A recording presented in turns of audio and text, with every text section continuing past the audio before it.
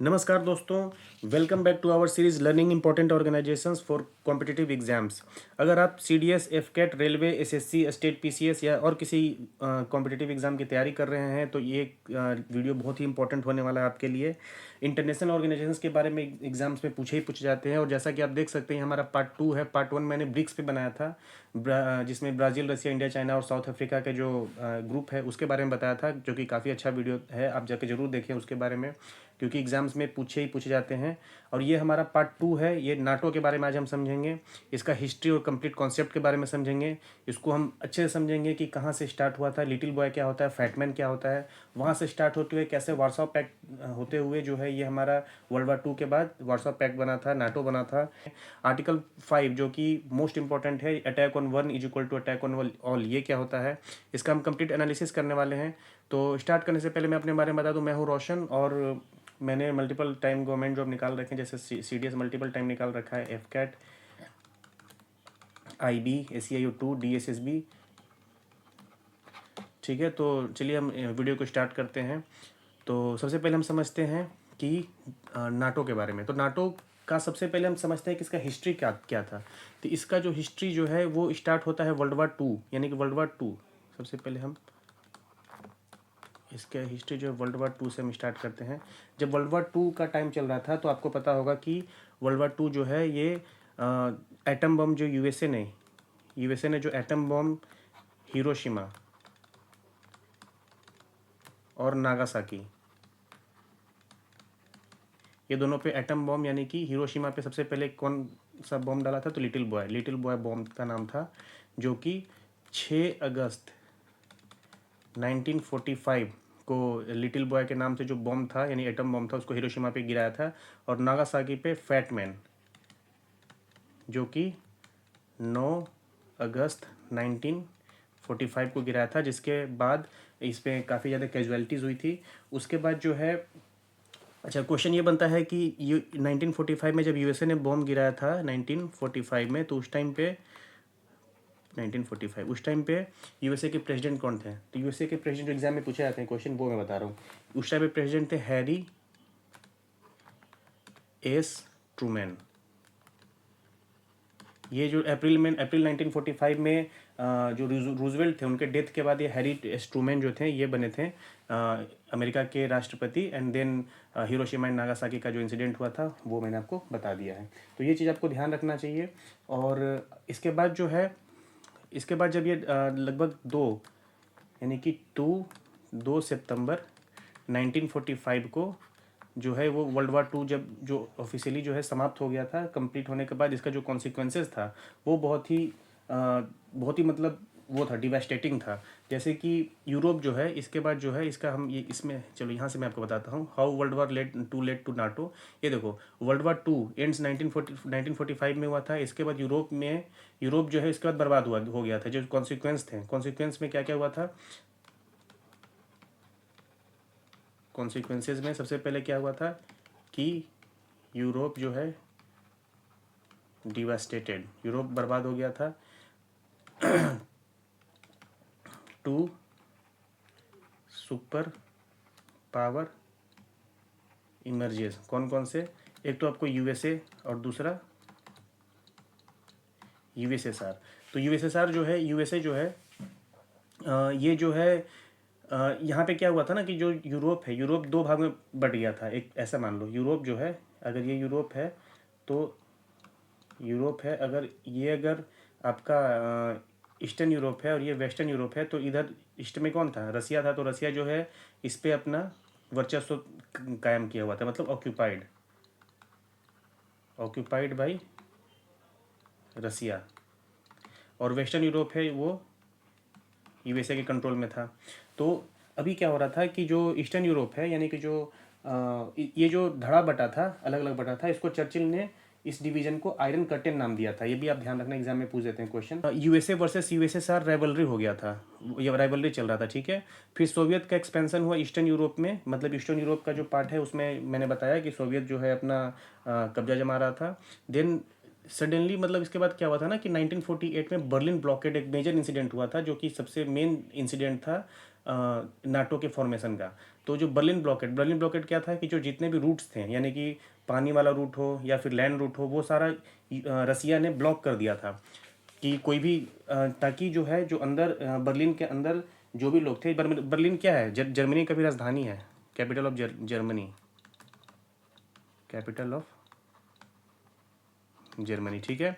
तो बर्लिन में जो यूएसए भी थे, वहाँ पे यूके भी था, फ्रांस भी था। तो ये सब जो है इनको इनको बाहर हटाने के चक्कर में यूएसएसआर ने जो है पूरा ब्लॉक कर दिया था। हालांकि ब्लॉकेज ज़्यादा दिन चला नहीं था, लगभग 9 10 11 महीने चला था। उसके बाद जो है यहाँ पे यूएसए ने, यानी कि यूएसएसआर ने जब अटैक किया था बर्लिन पे, यानी आई मीन अटैक नहीं किया था, आई मीन पूरा घेर लिया था, तो यूएसए ने बर्लिन एयरलिफ्ट किया था। बर्लिन एयरलिफ्ट के नाम से एक वो चलाया था, मुहिम चलाया था, ठीक है।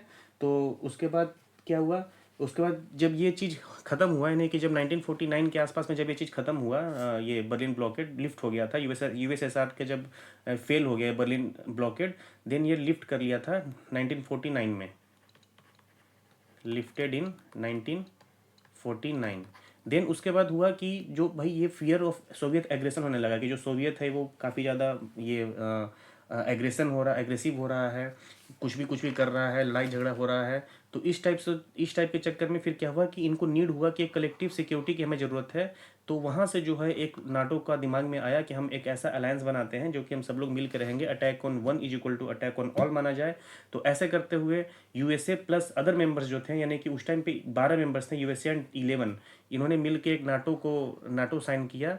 तो अब हम पढ़ते हैं कि नाटो का फॉर्मेशन इस टाइप से जो है इस सीरीज से होते हुए अब हम यहाँ तक पहुँच चुके हैं कि नाटो के बारे में विचार किया गया। तो अगला जो हमारा स्लाइड है वो हम देखते हैं। तो अब ये देखो आप, ये देखो इंपॉर्टेंट फैक्ट्स अबाउट नाटो। सबसे पहले क्या हुआ कि नाटो जो 4 अप्रैल 1949 में नाटो को साइन किया गया। इस इसको वाशिंगटन ट्रीटी के नाम से जानते हैं। 4 अप्रैल 1949 को नाटो को साइन किया गया था। नाटो का फुल फॉर्म है नॉर्थ अटलांटिक ट्रीटी ऑर्गेनाइजेशन। इसका हेडक्वार्टर्स कहाँ है, तो ब्रुसेल्स बेल्जियम में है। आर्टिकल 5 जो है ये इंपॉर्टेंट है, एग्जाम में पूछ देता है, कलेक्टिव डिफेंस के बारे में बताता है, यानी कि attack on one is equal to attack on all. ये अभी तक एक बार, यानी कि एक बार जो है ये यूज़ हुआ है, कब, वन टाइम यूज हुआ है, कब हुआ है, तो 9/11 के अटैक में, जो कि 2001 में हुआ था, ठीक है। उस टाइम पे एक बार ये इसको इन्वोक किया गया था। ओरिजिनल मेंबर्स इसमें 12 थे, जैसे मैंने बताया, USA, UK, Canada, France plus 8 मोर, ठीक है। मेंबर्स के बारे में मैं अभी अगला स्लाइड में आपको बता दूंगा। टोटल मेंबर्स अभी जो है 2024 है। लास्ट कंट्री जो है स्वीडन जुड़ा था, स्वीडन, जो कि 2024 में जुड़ा था। उससे पहले फिनलैंड जुड़ा था, 2023 में जुड़ा था, ठीक है। उसके बाद राइवल अलायंस इसका क्या हुआ था, हाँ, तो जब ये 1949 में भी, तो मैंने चलो ये 2023 2024 का बात बता दिया। इससे पहले एक और हुआ था इंसिडेंट, जो कि 1945 में, जब ये 1949 में नहीं, 4 अप्रैल 1949 में जब नाटो को साइन किया गया था, तो यूएसएसआर सोचा कि भाई ये तुमने तो सही अपना ग्रुप बना लिया है, अब तो मेरा कुछ चल नहीं रहा है, तो अब उसको भी कुछ चुल था। तो उसने कुछ किया कि चलो मैं भी कुछ तूफानी करता हूँ। तूफानी क्रम करने के क्रम में उसने एक और अपना ऑर्गेनाइजेशन बना लिया, जो कि उसने साइन किया 14 मई, यहाँ से कंफ्यूज हो गया, लिख देता हूँ, हाँ, 1949। देन 14 मई 1955 में वारसा पैक्ट किया इसने, वारसा पैक्ट बनाया।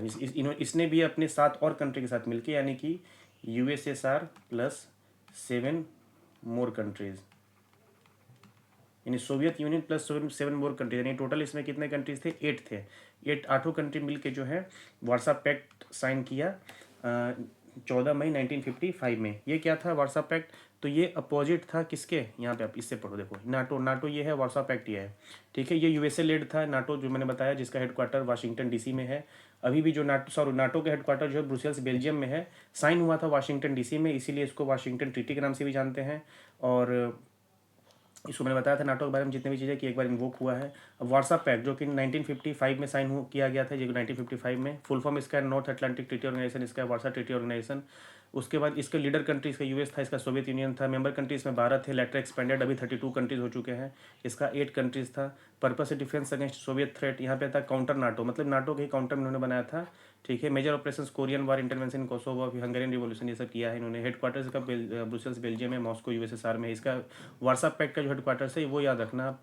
यहाँ पे कलर में चेंज कर लेता हूँ, हाँ, ये याद रखना, मॉस्को यूएसएसआर में है। डिजॉल्व हुआ था स्टील ये 1991 यानी कि 1991 में डिजॉल्व हो गया था, और ये 1991 में सॉरी ये जो है 1991 में डिजॉल्व हो गया था, ठीक है। और जो ये है स्टील एक्टिव है, ठीक है, ये स्टील एक्टिव है। उसके बाद फिर क्या हुआ, हाँ, तो ये मैंने बता दिया कि 1991 में डिजॉल्व होने के बाद जो यूएसएसआर ही टूट के फिर उसके बाद रसिया एंड अदर कंट्रीज बन गया, वो तो आपको पता ही होगा। उसके बाद ये देखो, ये है NATO members, from 12 to 32 members बन गए थे। ओरिजिन में 12 मेंबर्स देख सकते हो, यूएसए है, यूके है, फ्रांस है, कनाडा है, Belgium, Netherland, Luxembourg, Italy, Portugal, Denmark, Norway, Iceland. Sign जो वाशिंगटन ट्रीटी 4 अप्रैल 1949 को साइन हुआ था। की फैक्ट इसका हेडक्वार्टर ब्रुसेल्स बेल्जियम में, कलेक्टिव डिफेंस, राइवल ब्लॉक, ये सब आप देख सकते हो। टोटल मेंबर्स 32 कंट्रीज अभी हो चुके हैं। ये 2024 है, लेकिन लास्ट कंट्री 2024 में ही ऐड हुआ था स्वीडन, लेकिन अभी भी मतलब कि as of now, as of today 32 countries ही है, ठीक है। Total members 2024। यहाँ पे भी फेजेस ऑफ एक्सपेंशन देख सकते हैं कि फर्स्ट एक्सपेंशन 1952 में ग्रीस टर्की ऐड किया, तो इतना आपको ध्यान देने की जरूरत नहीं है, आप ये देख लो। फाउंडिंग मेंबर्स एक बार के लिए ध्यान में रखना कि USA, UK, France, Belgium, Netherland, Luxembourg, Italy, Portugal, Denmark, Norway, Iceland, ये सब थे। 1952 में ग्रीस ने ज्वाइन किया, 1955 में वेस्ट जर्मनी, स्पेन, ऐसे ही करते करते आपके पास सामने चार्ट है, जिसको और थोड़ा सा अगर इंटरेस्ट हो तो ये सब देख सकते हैं। लास्ट कंट्री हमारी, ये लास्ट कंट्री जरूर याद रखना, स्वीडन था। उससे पहले जब मैं प्रिपरेशन करता था तब ये था नॉर्थ मैसिडोनिया, अब तो खैर फिनलैंड और देन स्वीडन भी जुड़ गया है। उसके बाद ये लास्ट के 3 कंट्रीज आप चाहो तो याद कर लेना, बाकी ये लास्ट कंट्री जरूर याद रखना, Sweden. Finland and Sweden joint after Russia Ukraine war. हाँ, अब इसके बाद क्या हुआ था कि जो यूक्रेन और रसिया का वार चल रहा था, यानी कि 2022 में जो स्टार्ट हुआ था, आपको ध्यान होगा, उसका एक कारण ये भी था कि जो यूक्रेन था वो जुड़ना चाह रहा था नाटो के साथ। तो इस टाइप से जो बातें चल रही थी, उसके बाद ही यूएसए आई मीन जो रसिया था वो उसके साथ जो है वो लड़ाई स्टार्ट हुआ था 2022 में, ठीक है। तो 2022 में ऑब्वियसली 2022 में स्टार्ट हुआ था, 2023 में फिनलैंड और स्वीडन फिर 2024 में ज्वाइन किए थे। तो ये रहा पूरा नाटो के बारे में कंप्लीट एनालिसिस। तो आप हमें ज़रूर बताएं कि आपको एनालिसिस कैसा लगा। अगर कोई चीज़ आपको नहीं समझ में आई है, कोई और टॉपिक पे आप चाहते हैं कि मैं वीडियो बना के डालूं, तो उसके बारे में ज़रूर आप कमेंट करके बताएं। अपने राय जो है ज़रूर फीडबैक हमें कमेंट में दें, क्या कुछ और अच्छा मैं कर सकता हूं। और इसके बाद आप मुझे ज़रूर बताएं कि नेक्स्ट वीडियो में किस टॉपिक पे बनाऊं। और तब तक के लिए thank you, bye bye, and please like, share and subscribe the channel, and thank you so much.